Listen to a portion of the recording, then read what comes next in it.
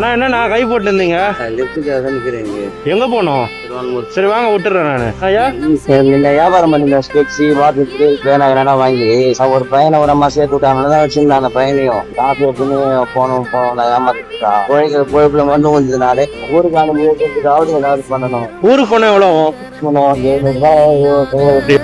உயிருண்டா சொல்லம்மா எல்லாம் சூடா இருக்கு.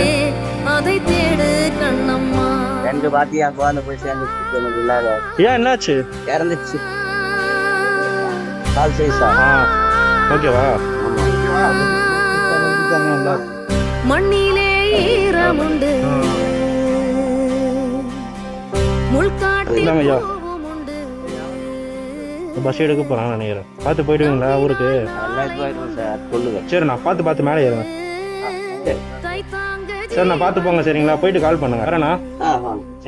இந்த பூமியில நல்லவங்களும் இருக்காங்க, கெட்டவங்களும் இருக்காங்க என்பதற்கு உதாரணத்தை தான் வாக்கி பேட்ரோல் என்கிற இன்ஸ்டா பக்கத்தில் வெளியிடப்பட்டிருக்கும் இந்த காணொளி உணர்த்துகிறது. சாலையோரமா லிப்ட் கேட்டுட்டு நிற்கும் இந்த பார்வையற்ற மாற்றுத்திறனாளி இந்த கோடை வெயில் காலத்தையும் செருப்பு இல்லாம கடந்துகிட்டு வராரு என்பதை அவரது வெறும் பாதங்கள் காட்டுகின்றன. பென்சில், ஸ்கெட்சு, டிராயிங் நோட்டு போன்ற பொருட்களை விற்று பிழைப்பு நடத்தி வந்த அந்த பார்வையற்ற மாற்றுத்திறனாளி கிட்ட வேலைக்கு சேர்ந்த இளைஞர் ஒருவர் பணத்தையும் எடுத்துக்கிட்டு திரும்பி வரவே இல்லை என வேதனையை வெளிப்படுத்தும் அந்த நபர் அவருடைய 2 பிள்ளைகளும் நோய்வாய்ப்பட்டு இறந்து விட்டதா மேலும் வேதனையை தெரிவிக்கிறாரு. அவர் அப்படியே இறக்கிவிட வேண்டிய திருவான்மையூரில் வெறுமனே இறக்கிவிட மனமின்றி சொந்த ஊர் போறதுக்கு பணம், காலுக்கு செருப்பு, வயிறுக்கு உணவு வாங்கி கொடுத்து அனுப்பி வைத்திருக்கும் இளைஞர் ஹேமந்த் குமாருக்கு பாராட்டுகளும் நன்றிகளும் குவிந்து வருகின்றன.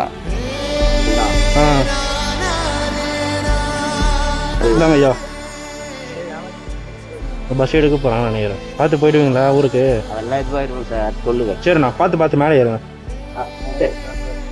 சரி நான் பார்த்து போங்க. சரிங்களா? போயிட்டு கால் பண்ணுங்க. வரேண்ணா.